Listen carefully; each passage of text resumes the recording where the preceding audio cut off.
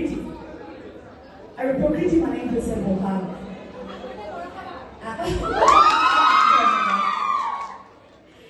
গতিকে ক'ৰবাত বহাগ উদযাপন কৰোঁতে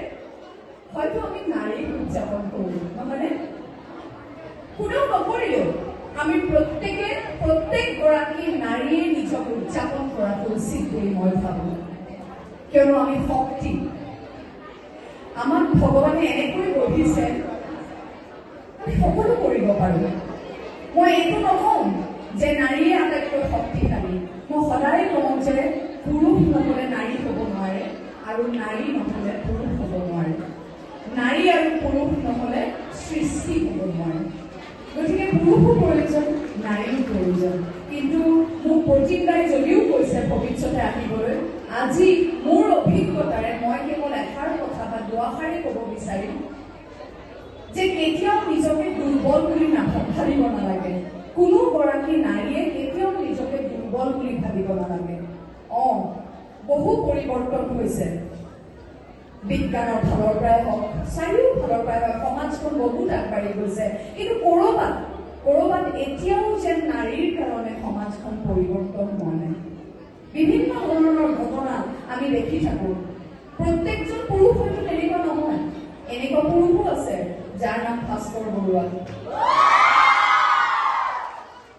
কিন্তু এনেকুৱা পুৰুষো আছে মোৰ এগৰাকী খুব ভাল বান্ধৱীৰ স্বামীয়ে হেনো কৈছিলে যে তেওঁ বোলে স্বামীজনে মোৰ বান্ধৱীগৰাকীক কৈছে কিন্তু তেওঁ বোলে কেতিয়াও ইমান সফল পত্নী এগৰাকীক মানে কি বুলি কয় এতিয়া ইংৰাজীতে কওঁ নে যি বুলি কৈছিলে তেওঁ কৈছিলে যে I would have never been able to handle such a successful wife ইমান সফল পত্নী এগৰাকীক হয়তো মই চম্ভালিব নোৱাৰিলোহেঁতেন কিন্তু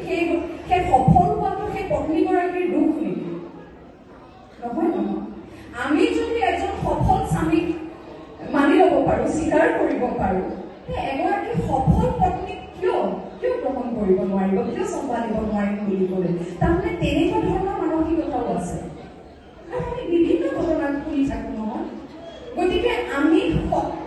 নিজৰ শক্তিখিনি অনুভৱ কৰিব লাগিব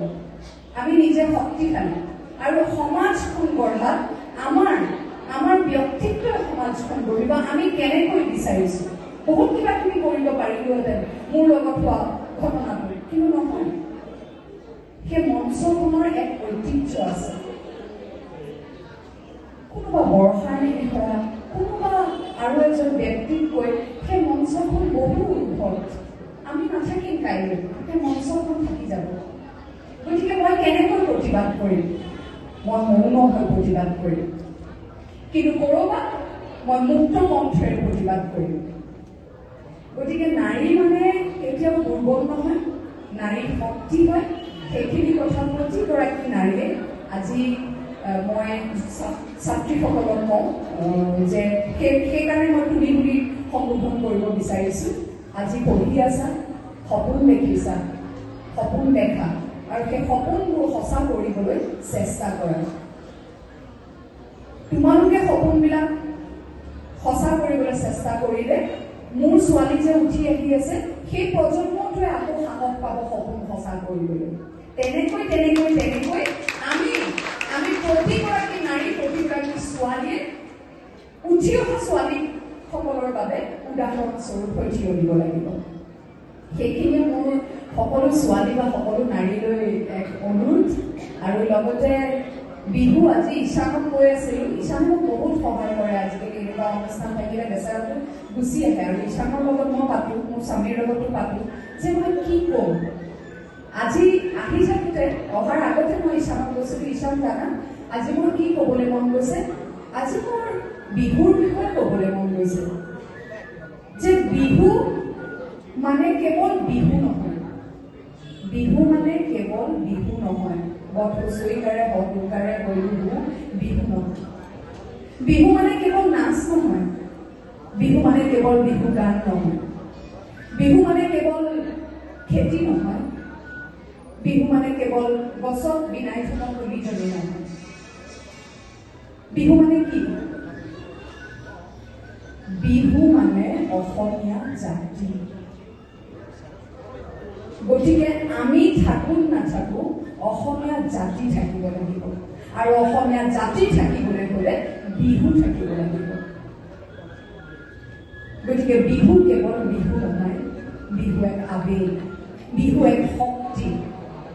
বিহু হৈছে অসমীয়া জাতিৰ শক্তি আৰু অসমীয়া জাতিৰ সেই যে আমাৰ অন্তৰত যে এটা আমাৰ বুকুৰ ভিতৰত যে ধিক ধিক ধিক ধিক কৰি আছে হৃদস্পন্দন অসমীয়া জাতিৰ হৃদস্পন্দন হৈছে বিহু গতিকে বিহুৰ প্ৰতি আমি সকলো দায়বদ্ধ বিহু বুলি কোৱাৰ লগে লগে আমাৰ দায়িত্ব আহি যায় বহুত বেছি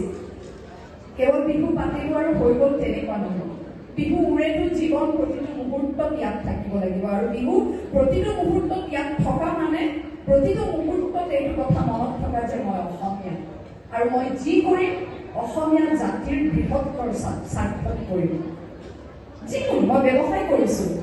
মই জাতিৰ স্বাৰ্থত কেনেকৈ সেই ব্যৱসায়ৰ দ্বাৰা মই আৰু কিবা কিবি কৰিব পাৰোঁ প্ৰতিটো কাম মই আবেগিক বিহুক লৈ সেইকাৰণে এইখিনি কথা ক'লোঁ আৰু এতিয়া সাম্প্ৰতিক যি পৰিৱেশ মই ভাবোঁ এতিয়া বহুত বেছি আমি সকলোবোৰ সজাগ হ'বলৈ হ'ল কেনেকৈ আমি আমাৰ জাতিৰ অস্তিত্ব ভাষা সাহিত্য সংস্কৃতি কেনেকৈ আমি জীয়াই ৰাখি এই চহকী জাতি অসমীয়া জাতিটোক চিৰজীৱনীয়া কৰি ৰাখিব পাৰোঁ প্ৰত্যেকৰে দায়িত্ব বিশেষকৈ যুৱ প্ৰজন্মৰ তোমালোকৰ দায়িত্ব এইখিনিকে কৈ মই বেছি দীঘলীয়া নকৰোঁ বেছি একদম সকলোৱে একদম বিৰাট গম্ভীৰ হৈছে ইমান গম্ভীৰ হ'ব নালাগে